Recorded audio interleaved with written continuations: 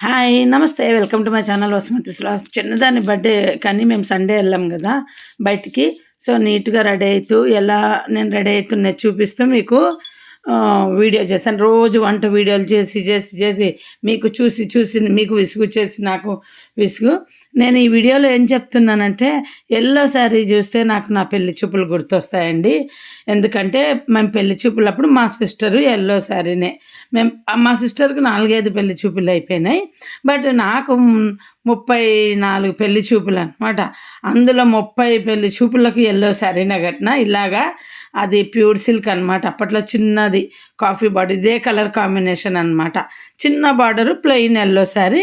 మా ఇళ్ళల్లో ఎప్పుడు యెల్లో శారీనే పెట్టిస్తారు. అది పెళ్లి చూపులకు తప్ప మళ్ళీ వాడనివ్వరనమాట. సో, నేను శారీ కట్టుకుంటుంటే నాకు అంత మెమరీ గుర్తొచ్చి మళ్ళీ ఒకసారి మీతో షేర్ చేసుకుంటున్నా. అప్పుడెప్పుడో షేర్ చేసుకున్నాను. ఇంకేముంది 4 ఏళ్లుగా యూట్యూబ్ చేస్తున్నాం. చెప్పిన మాటలే చెప్పడం అవుతూ ఉంటాయి అప్పుడప్పుడు. ఇంకేంటంటే మా ఇండ్లలో పెళ్లి చూపులంటే ఎట్లా ఉంటదంటే ఫస్టు మా పిన్నమ్మ రావాల. మా పిన్నమ్మ వచ్చి శారీ కట్టించాలి. తర్వాత మా అమ్మ కర్టన్‌లన్నీ మార్పిస్తది మా చేత. కొత్త నాప్కిన్స్ పెట్టిస్తది. బీరువాలో ఉన్న వెండి గ్లాసులు, వెండి ప్లేట్లు అన్నీ తీస్తారు. హ్మ్. ఇంకా మేకప్ అంతా మా పిన్నమ్మ చేయాలి. ఫౌండేషను, ఐలైనర్ తెచ్చి ఐలైనరు, తర్వాత కాంపాక్ట్ పౌడరు. ఇప్పట్లాగా కాదు. ఇప్పుడు నేను చేసుకుంటున్నాను గదా! ఇంకా ఎంత మేకప్ చేసినా మా పిన్నమ్మ ఎంత బాగా పౌడర్ కొట్టినా ఫైనల్ టచ్ మా మేనమామ రావాలి. ఆయన వచ్చి, ఆయన చూసి ఇక్కడ పౌడర్ లేదు, అక్కడ పౌడర్ లేదని పేర్లు పెడతాడు. అంటే మా మీద అప్పుడు అందరికీ అంత అఫెక్షన్ ఉండేది. మా పెళ్లి చూపులప్పుడు. నేనేమో అందవికారంగా ఉన్నట్టు ఈ వచ్చిన పెళ్లి కొడుకులంతా రిజెక్ట్ చేసేసారు చాలామంది. ఆఖరికి పాపం మా ఆయన ఒక్కడు దొరికాడు నాకు. మా ఆయననే బహుశా జాలితో నన్ను పెళ్లి చేసుకున్నట్టు అనిపించింది. కానీ మా ఆయనకు నేను ఫస్ట్ పెళ్లి చూపులు, లాస్ట్ నేనే అనమాట. ఇంకా అప్పుడు మా ఆయన వచ్చినప్పుడు మాత్రం ఆ యెల్లో శారీ ఇంకా 30 సార్లు కట్టిన తర్వాత ఇంకా ఆ యెల్లో శారీ ఏం బావుంటది. మళ్ళా వేరే శారీ మార్చింటిమి. ఇంకోటి పెళ్లి చూపులకని. ఇంక అప్పుడైతే అసలు మర్చిపోయా తలస్నానం. పెళ్ళికొడుకు ఎప్పుడొస్తానంటే అప్పుడు తలస్నానం జేయాలన్నమాట. ఎన్ని గంటలకొస్తానంటే అన్ని గంటలకు. ఇంకా మాక్సిమము నాకు ఎన్ని జూసారో చెప్పాను గదా! ఇంకా కొన్ని సార్లు నా చీర ఎత్తుకొని, అన్నీ ఎత్తుకొని కర్నూలుకెళ్ళాలి. మాది నంద్యాల. కర్నూలుకి పెళ్ళికొడుకు మా పిన్నమ్మ ఇంటికొస్తాను అమ్మాయిని అక్కడికే పిలిపిచ్చంటే ఎంత ఘోరమైన పెళ్లి చూపులో జూడండి. నేను ఎళ్ళిపోయేదాన్ని పెళ్ళికొడుకుని రమ్మన్నాడని మా పిన్నమ్మ ఇంటికి పోయి అక్కడ పెళ్లి చూపులన్నమాట. అక్కడ ఉన్నప్పుడు ఏదో పెళ్ళికొడుకొస్తే పర్లా. మళ్ళీ నాకెవరన్నా ఇంటి నుండి తోడా ఎవ్వరులే ఇక్కడ బస్సెక్కి మా పిన్నమ్మ ఇంటికి పోతాను. ఆడ మా పిన్నమ్మ చూసుకుంటది. మళ్ళీ నేను రిటర్న్ వచ్చేయడం. ఎంత ఘోరమైన జీవితం నాది అని చెప్తున్నాను. ఎంత మానసికంగా సఫర్ అయ్యానంటే, అంత మానసిక సఫర్ అయ్యాను. ఇప్పుడు మా పిల్లలేమో "నువ్వు ఎంత అందంగా ఉన్నావు" అని పొగుడుతుంటారు. ఎంతోమంది యంగ్‌లో ఉన్నప్పుడే పెళ్ళికొడుకులకి నేను నచ్చలేదు గదే అని అంటుంటాను. బట్ ఇవన్నీ సరదాగా చెప్పుకుంటున్న పాత జ్ఞాపకాలు. ఇంకా ఏంటంటే అండి, మా తిప్పలు ఎట్లా అంటే, సాయంత్రాలు పెళ్ళికొడుకు చున్నిక రాకూడదనమాట ఆయన కండిషను. ఎందుకంటే మేము కొంచెం కలర్ తక్కువ గదా! కలర్ తక్కువ ఉన్నోళ్ళకి కట్నం ఎక్కువ ఇస్తేనే గదా! అప్పట్లో పెళ్ళిళ్ళయ్యేది. అందుకనేసి ఇంకా సాయంత్రాలు లైటింగ్ ఉండాలి. మా మేనమామకు సాయంత్రం ఎందుకు పిలిచినారో నడిచేవాడు. ఏమున్నా పగులు పెళ్లి చూపులు జరగాలన్నమాట మా ఇంట్లో. ఇంకా బయటికెళ్ళి కాజు ఉన్న స్వీట్స్ తేవాలి, స్నాక్స్ తేవాలి. ఇంకో పిన్నమ్మ వచ్చి కాఫీ జేయాలి. అట్లా ఎవరి సెక్షన్ వాళ్ళదన్నమాట. మా అమ్మ తిప్పలు పాపం ఎన్ని చూసింది నాకు చూసినన్ని ఎవ్వరికీ చూడలేదు. ఫైనల్‌లో మా ఇంట్లో మా ఆయన ఒక్కడే అందరికంటే బాగున్న అతను దొరికాడు. గర్వంగా చెప్తాను ఆ విషయం మాత్రము. ఏదైనా కష్టపడితే బెస్ట్‌గా ఉంటదంటారు. అట్లా కష్టపడిన పెళ్లి చూపులు నాది. అందుకే మా ఆయన ఇప్పటికి గూడా అందరితో ఎంత యంగ్‌గున్నావు అని అనిపించుకుంటుంటాడనమాట. ఇవన్నీ సరదాగా చెప్తున్నానండి. రోజు ఏవేవో చెప్తుంటాను గదా! ఇంకా మా మేనమామ అయితే ఎంత అంటే పెళ్ళికొడుకుకి మబ్బులో కూర్చోబెడతారు. ఆహ్, మమ్మల్ని లేదా ఎంట్రన్స్ డోర్ లైటింగు మాకు పడాలి మొఖం మీదకి. ఆ లైటింగ్‌కి మేము కొంచెం తెల్లగా కనిపిస్తామనేసి. అంటే చూడండి ఎంత కేర్ తీసుకునేవాళ్ళో.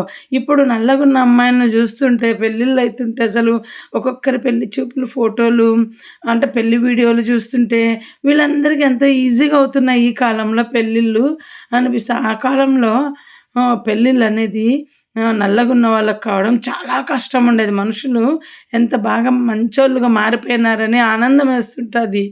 అప్పట్లో ఇంక కొంచెం కలర్ తక్కువుందంటే ఇంక కట్నం ఇయ్యాల్సిందే. ఇంగ ఇయ్యంది పెళ్లి లేదు. అంత రిజెక్టెడ్. ఎగ్జాంపుల్ నేనే. తక్కువ కట్నం ఇస్తామని కూర్చోవటం వల్ల మా నాన్న మాకు పెళ్ళిళ్ళు జరగలే గానీ ఎక్కువ ఇచ్చుంటే మాకెప్పుడో అయిపోయేవన్నమాట.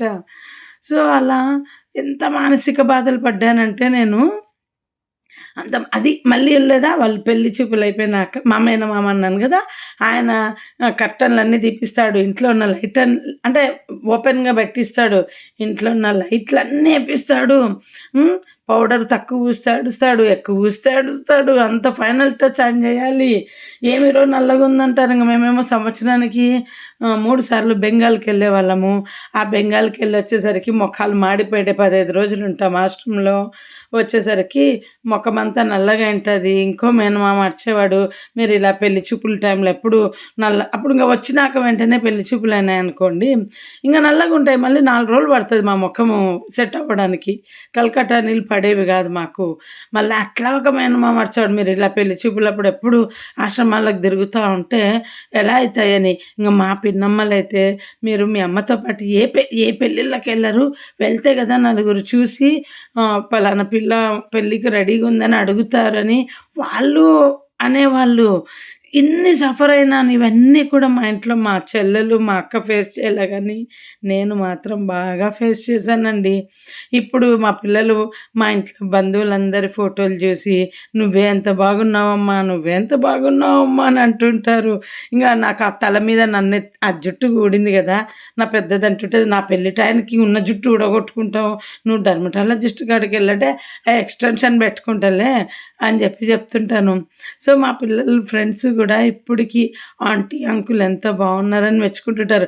అప్పట్లో యంగ్‌లో ఉన్నప్పుడు ఎవరైనా అందంగా ఉంటారు గదా! ఏం లేదు నేను ఇదే ఫేసే, అప్పుడు ఇదే ఫేసే ఏం మార్పు లేదు. కొంచెం లావయినాను. కొం కలర్ నాది అప్పుడు గూడా ఇంతే అండి. కొంచెము ఏమంటే ఇప్పుడు గ్లో పెరిగింది. అప్పుడు శనగపిండి అవన్నీ రుద్దుతూ శరీరంలో ఫ్యాట్ లేక కొంచెము బ్లాక్‌గా కనిపించేవాళ్ళం. మా ఊరి వాటర్ బావుండేదనమాట. సో, ఇలా పెళ్లి చూపులప్పుడు ఎంతో సఫర్ అయ్యాను మానసికంగా. సో, ఇంగ నా పిల్లల పెళ్ళిళ్ళ టైంలో ఫ్యూచర్‌లో ఎట్లుంటదో నాకు తెలీదు గానీ, నాది మాత్రం జనాలందరికీ షాకింగ్ అనమాట. ఏంది ఇన్ని సంబంధాల తర్వాత ఏదో ఒక సంబంధం అని చేసేస్తారు గదా జనాలు. అలా కాకుండా బాగా మా ఆయన చక్కగా ఉన్న అతనొచ్చినాడా మళ్ళీ హ్మ్. అది పోనీ పెళ్లి వరకే అందంగా అట్లా కనిపించేవాడా? లేదు. ఇప్పుడు ఎవరు చూసినా గానీ యంగ్‌గున్నారు, మీరు యంగ్‌గున్నారని నేనైతే అందరికి జెప్తా. నాకు 50 ఏండ్లు దాటినాయి. నాకు పెళ్లి లేట్ అయింది. పిల్లలు లేట్‌గా పుట్టారు. సో, నేనేమి యంగ్ కాదు. మా పిల్లలు చిన్న పిల్లలు అంతే అని చెప్తుంటాను. ఇవన్నీ ఎందుకు చెప్తున్నానంటే అండి, ఒకప్పుడు మనుషులు అందానికి ఎంత విలువ ఇచ్చేవాళ్ళో చూడండి. పెళ్ళిళ్ళు గావాలంటే ఎంత కష్టమో జూడండి. పాపం ఇంకా అందరు బంధువులొచ్చి కూర్చునేవాళ్ళు. ఇంకోటేందంటే అన్నిటికంటే బాధ మొన్న గూడా మా పిల్లలకి చెప్తున్నా చూసిపోయినాక 2 రోజులకు జెప్తామంటారు. ఆ 2 రోజుల వరకు వాడు ఒప్పుకున్నాడా లేదా అని ఎదురు చూడ్డం అన్నమాట. సో, ఫైనల్లీ ఇప్పటికి గూడా నేను అప్పటికంటే అందంగా ఉన్నానని చెప్పడానికి మీకు ఇదంతా జెప్పానండి. అప్పుడు ఎవరైనా యంగ్‌లో బాగుంటారు. ఆ తర్వాత అందంగా ఉండరు గదా! నేనొకసారి చూపిచ్చాను నా పెళ్లి చూపుల ఫోటో అనేసి. యెల్లో శారీది మళ్ళీ ఎప్పుడైనా చూపిస్తాలెండి నీట్‌గా. ఇప్పుడు టాపిక్ చెప్పినాను గదా! ఆ యెల్లో శారీ ఫోటోసు ఎంత స్లిమ్‌గున్నారమ్మా అంటది మా పిల్లలు ఆ ఫోటోస్ చూసి అసలు. ఇదంతా మనుషులు ఇప్పుడు అందంకి ఇంపార్టెంట్ ఇవ్వట్లేదు.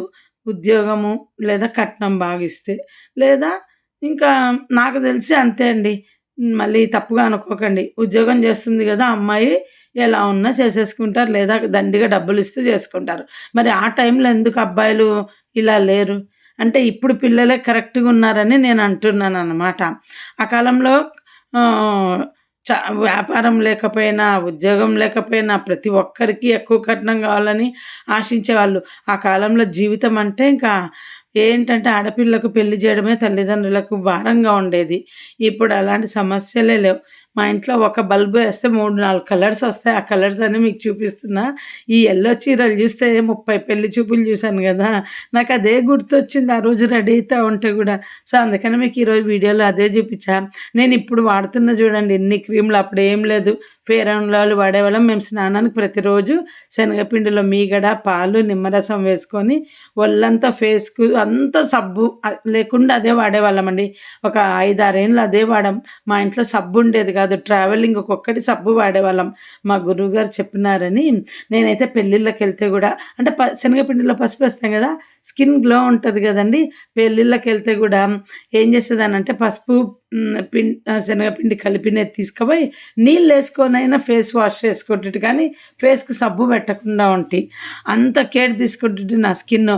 హెయిర్‌కైతే ఎంత హెయిర్ కేర్ చేశానో మా గురువుగారిని అడిగి ఎగ్గులో వైట్ తీసుకొని అందులో నిమ్మరసం కలుపుకొని దాన్ని బాగా షేక్ చేసి వీక్లీ వన్స్ పెట్టుకొని తల స్నానం చేయమనేవాళ్ళు. ఎంత కండిషనర్‌గా ఉండేదో. ఇంకా వజ్రాసనం ఏసి చిక్కు తీసుకుంటే జుట్టు ఊడదంటే వజ్రాసనం ఏసుకొని చిక్కు తీసుకునేదాన్ని. ఇంగ ఫేస్‌కైతే రోజు రాత్రి పసుపులో నిమ్మరసము, కొంచెం మీగడ కలిపి అప్లై చేసుకొని పండుకునేదాన్ని. పొద్దున్న లేసి ఫేస్ వాష్ చేసుకునేదాన్ననమాట. ఇంత స్కిన్ కేర్ అప్పుడు తీసుకోవటం వల్ల గూడా ఇప్పుడు బాగుండిండొచ్చు అని అనుకుంటున్నారు గదా! కాదండి. నా కూతురు వల్ల మంచి మంచి క్రీమ్‌లు, మంచి సెరమ్‌లు అన్నీ నాకు సజెస్ట్ చేసి మా పాప వల్ల ఇంత బాగా స్కిన్ బావుందండి. బాయ్. సీ యూ మళ్ళీ నెక్స్ట్ వీడియోలో